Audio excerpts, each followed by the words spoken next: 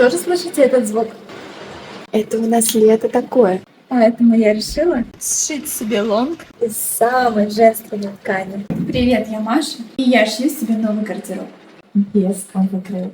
Теперь, если мне хочется что-то купить, то я просто покупаю ткань и моделирую то, что мне хотелось купить. Первая примерочка. Эта ткань доставила мне немало хлопот. Я планировала сшить этот лонг за полчаса и обработать все на эвролаке. Но у Вселенной были свои планы. Вместо этого я обрабатывала все срезы московским швом, а не роликовым, как планировала. Ну что, вы готовы увидеть самый женственный лонгслив?